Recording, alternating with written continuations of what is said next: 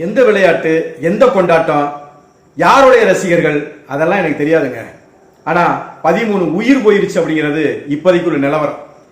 இனிமேல் இன்னும் எத்தனை உயிர்கள் போக போகுதுங்கிறது தெரியல. இது சரியான கணக்கு தான் தெரியல. பெங்களூர்ல நடந்த மிகப்பெரிய விபத்துன்னு சொல்றதா இல்ல விபரீதம்னு சொல்றதான்னு தெரியல. முன்கூட்டியே திட்டமிடாத எது ஒன்றும் அது தோல்வியை தான் தழுவும். அந்த விதத்துல தான் எந்த விதமான முன் தயாரிப்பும் இல்லாமல் இந்த கிரிக்கெட் போட்டியினுடைய வெற்றியை கொண்டாடுகிற வெற்றி விழாவாக திடீரென செய்யறது அப்படிங்கிறது அது ஏற்புடையது இல்லைங்க. அசம்பாவிதம் நடந்துருச்சுன்னு எளிதா சொல்லிடலாம்.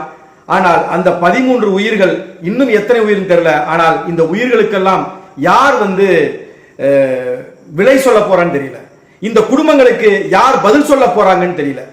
ஏதோ ஒரு விளையாட்டு, யாராவது ஒரு ரசிகர், ஏதோ ஒரு திரைப்பிரபலம், ஏதோ ஒரு அரசியல்வாதி அதற்காக தன் உயிரை மாய்த்துக்கிறது எப்படின்னு தெரியலங்க. ரசிகர்கள் திரைப்பட கதாநாயகர்களுடைய பதாகைக்கு மேல ஏறி பால் ஊத்துறேன்னு சொல்லி கீழே விழுந்து இறந்து போனது இருக்கு.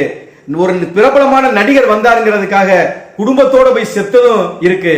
இப்படி கிரிக்கெட் போட்டி மேல கொண்ட மோகம் பாருங்க இன்னைக்கு எந்த அளவிற்கு ஒரு வெறித்தனமான ஒரு ரசிப்பை கொண்டு வந்திருக்குதுன்னு. இன்றைக்கு அதுல விளையாட்டு வீரர்கள்லாம் நிம்மதியா வீட்டுக்கு போயிருவாங்க. ஆனால் அவர்களை உற்சாகப்படுத்தணும், அவர்களை பெருமைப்படுத்தணும்னு இப்போதைக்கு சொல்லப்பட்ட கணக்குப்படி 13 உயிர் போயிருக்குதுங்க.